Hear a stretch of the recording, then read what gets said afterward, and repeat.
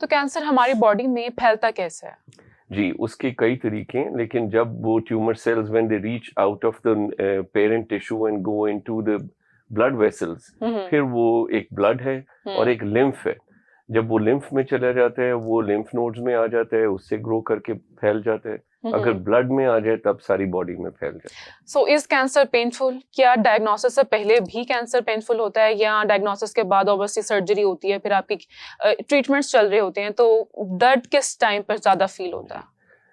आपका क्वेश्चन जो है ना जरा ब्रॉड है। दर्द तब होती है जब ट्यूमर या गिल्टी किसी इर्द गिर्द की नर्व को, किसी हड्डी को, किसी आज़ा को, किसी ऑर्गन को प्रेस कर रहा है, जिससे कि पेन रिसेप्टर्स पिंच होते हैं, तो मरीज को पेन फील होती है।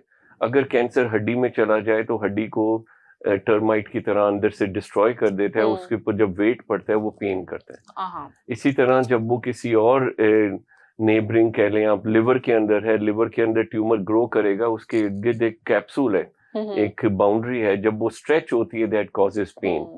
तो वो इनिशियली पेन शायद ना करे, लेकिन जब वो दूसरी जगहों को टच करता जाता है पेन करता है।